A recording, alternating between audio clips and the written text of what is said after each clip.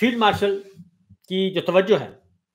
और इस जाली रजीम की तवज्जो पूरी की पूरी किस पे है कि हमने किसी भी तरीके से इमरान खान साहब को डिमोलिश करना है, पीटीआई को क्रश करना है और हर महकमे में कंट्रोल हासिल करना है। और ये जो जाली निज़ाम हमने कायम किया है, इस निज़ाम को हमने कायम करना है, इसको दवाम देना है, तसल्लुत बरकरार है। ये है इनका हदफ। आज की खबर मैं आपको बताऊं, अफसोसनाक, क्योंकि कभी सोचा नहीं था पाकिस्तान, इस्लामी जमहूरिया पाकिस्तान, जिसे कायद आज़म मोहम्मद अली जिन्ना बाबा कौम ने बनाया, हासिल किया अपनी एक तवील जिद्दोजहद के बाद, उस कायद आज़म मोहम्मद अली जिन्ना का नाम लेने पर, उसकी तस्वीर उठाने पर आज 16 लोगों को जेल भेजा गया। 16 लोग, 16 कारकुनों को। उनका जुर्म क्या था? 16 कारकुनों का, 16 शहरियों का, कि उन्होंने कायद आज़म की तस्वीर उठाई हुई थी और कायद आज़म जिंदाबाद का नारा लगा रहे थे। ये उनका जुर्म था। इस जुर्म में आज 16 लोगों को 3 दिन के लिए पुलिस के हवाले कर दिया गया, रिमांड पर पुलिस के हवाले कर दिया गया है। और इससे आप अंदाज़ा कर सकते हैं कि मुझे नहीं समझ आ रही कि ये रजीम जो ये है क्या और इसका हदफ क्या है, इसकी मंजिल क्या है। कायद आज़म मोहम्मद अली जिन्ना बानी पाकिस्तान, इनको पसंद नहीं, और अल्लामा इकबाल इनको पसंद नहीं, डॉक्टर अब्दुल कदीर खान इनको पसंद नहीं, पाकिस्तान के अवाम इनको पसंद नहीं, और वोट की इज्जत ये नहीं करते, आईने पाकिस्तान इनको पसंद नहीं, जमहूरियत इनको पसंद नहीं, इंसानी हकूक इनको पसंद नहीं, चादर चार दीवारी का ख्याल इनको नहीं, माओ बहनों बेटियों की इज्जत का ख्याल इनको नहीं। ये समझ नहीं आ रही कि ये कौन सी रजीम है जो इस वक्त हम पर मुसल्लत हो गई है, और इनको कोई फिक्र फाका नहीं है कि हम क्या कर रहे हैं। क्योंकि फील्ड मार्शल जनाब आसिम मुनीर साहब हैं, वो अमेरिका जाते हैं, एक दफ़ा जाते हैं 11 दिन के लिए, फिर जाते हैं 11 दिन के लिए, 12 दिन के लिए, फिर ब्रसल्स आ जाते हैं, फिर वहाँ पे तकरीर करते हैं, और उसके बाद पाकिस्तानियों को, ओवरसीज़ पाकिस्तानियों को बुलाया जाता है, इकट्ठा किया जाता है, पैसे खर्च किए जाते हैं, टिकट, रिहाइश, होटल, गाड़ियाँ, सब कुछ वसाइल खर्च किए जाते हैं, और सिर्फ इसलिए कि वहाँ पे लेक्चर क्या दिया जाता है, वहाँ पे तकरीर क्या की जाती है, और एक ही कि पिछले जो पौने 3 सालों से तकरीर की जा रही है, इंतशारी, फसादी, और इमरान खान ने ये कर दिया, पाकिस्तान तहरीक इंसाफ ने ये कर दिया,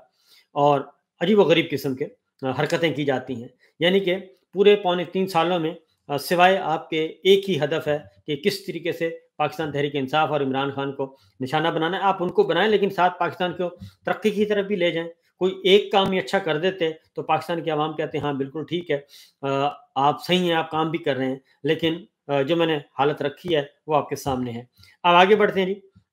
2 बड़ी जमातें हैं पाकिस्तान की, और दूसरी जानिब 2 बड़ी जमातें हैं जी पाकिस्तान की, और वो है इस वक्त जो हुक्मरानों की बड़ी जमातों से मुराद है, इस वक्त हुकूमत में शामिल 2 बड़ी जमातें जिनको फॉर्म 47 दिया गया है। वो एक है मुस्लिम लीग नवाज और एक है पीपल्स पार्टी। फॉर्म 47 दिया गया उनको, और दिया इसलिए दिया गया था कि जनाब हम ये पाकिस्तान को तरक्की की तरफ लेके जाएंगे, खुशहाली की तरफ लेके जाएंगे, और इन जैसा कोई काबिल आदमी हो नहीं सकता। कल ऑल पार्टीज कॉन्फ्रेंस हुई और अवामी नेशनल पार्टी के ज़ेर तमाम ये ऑल पार्टीज कॉन्फ्रेंस थी। अब अवामी नेशनल पार्टी ANP भी एक तरह से हुकूमत का हिस्सा है, और ज़ाहिर है अपोजिशन बेंचों पे वो नहीं बैठते, और वो हुकूमत का हिस्सा है। 26वीं गैरानी तरमीम हो और अदरवाइज हो, वो वोट देते हैं हुकूमत को। किसी बिल की कभी मुखालफत नहीं की। उन्होंने कल बुलाया जी, APC बुलाई, और उसका मुश्तरका एलामिया उन्होंने जारी किया, और इस ऑल पार्टीज कॉन्फ्रेंस में तमाम सियासी जमातें शरीक हुई। मुस्लिम लीग नवाज भी थी और पीपल्स पार्टी भी थी, और इसका जब इस्लामाबाद में थी, और जब इसका एलामिया पढ़ा गया, तो एलामिया जो था उसमें उन्होंने कहा गया कि दहशतगर्दी, इंतहापसंदी, बदअमनी की हर शक्ल की मजम्मत करते हैं,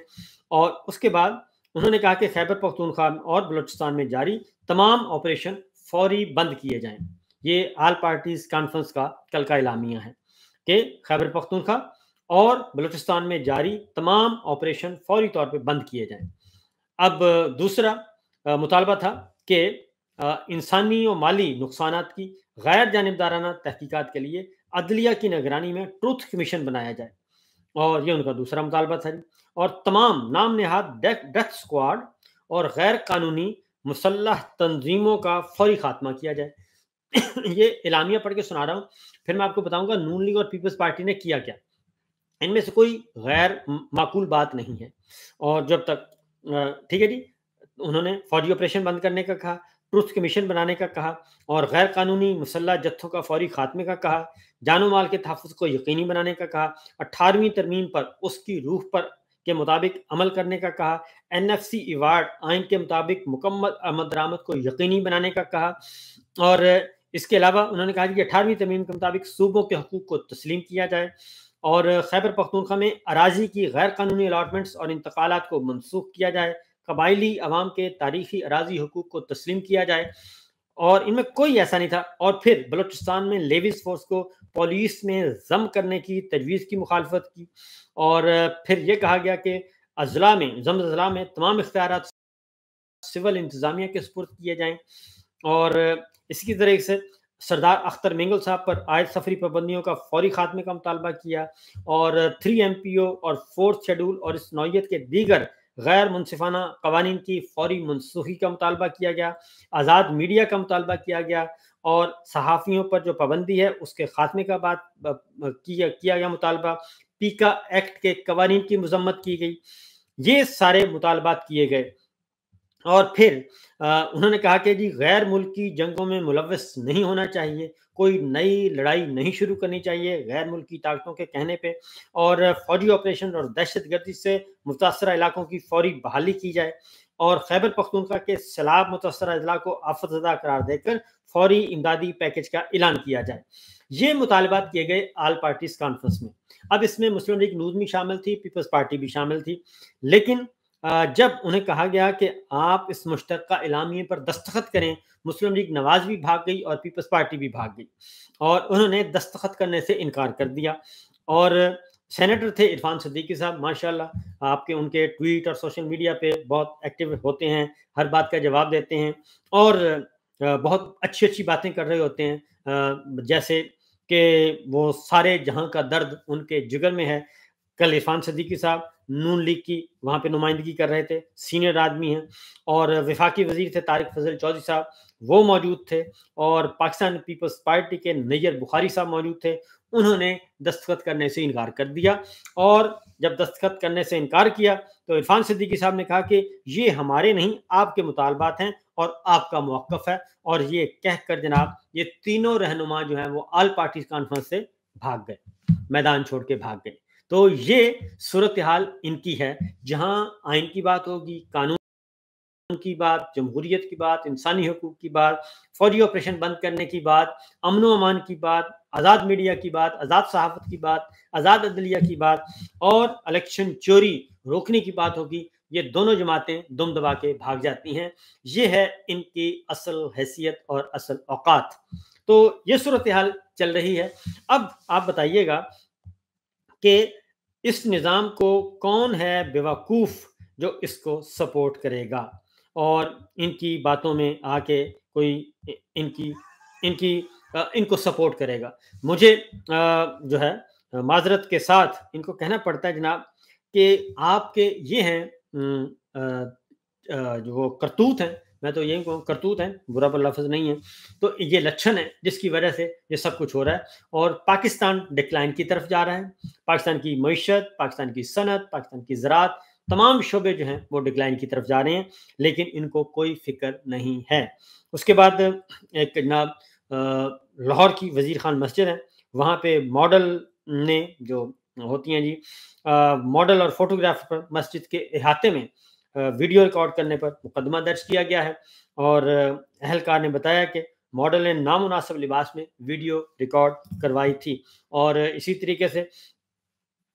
جو سامنے جو چند دن پہلے ایک واقعہ ہوا، اور لاہور میں ہی ایک کام کیا گیا جی کہ لاہور میں وہ ایک انتہائی نامعقول قسم کی تقریب کا انعقاد کیا گیا، اور نہ صرف غیر اسلامی بلکہ غیر قانونی ایکٹیویٹیز جو ہیں وہاں پہ ان کو فروغ دینے کی کوشش کی جا رہی ہے، اور فحاشی کی نئی سے نئی شکلیں جو ہیں وہ آ رہی ہیں، اور ان کو کھلی چھٹی دی جا رہی ہے، اور دوسری جانب مسجدوں کو مسمار کیا جا رہا ہے، اور شراب خانے کھولے جا رہے ہیں۔ یہ 78 سال میں آج تک ایسا نہیں ہوا۔ تو یہ تھیں چند گزارشات، یہ ہے صورتحال۔ تو ان حالات میں کلوزنگ جو ہے وہ ہم یہ کریں گے کہ ان حالات میں یہ کیسے ممکن ہے کہ پاکستان کا یہ موجودہ رجیم جو ہے وہ چل سکتی ہے۔ اس نظام نے زمین بوس ہونا ہے، اس نظام نے ختم ہونا ہے، اور اس کو ختم ہونے سے کوئی بچا نہیں سکتا۔ اور جتنی جلدی ممکن ہو سکے میرا خیال ہے کہ ہمارے فیلڈ مارشل جہاں عاصم منی صاحب کو چاہیے کہ وہ ابھی سے اعلان کر دیں کہ وہ اپنے عہدے سے جو ہے مدت پوری ہونے پہ 28 نومبر کو اپنا عہدہ چھوڑ دیں گے، اور ان کے خود انہیں سمری بھیجنی چاہیے نئے آرمی چیف کے لیے، اور تاکہ یہ جو تلخیاں ہیں یہ ختم ہوں۔ اور چونکہ جب تک ہیں جناب حافظ صاحب،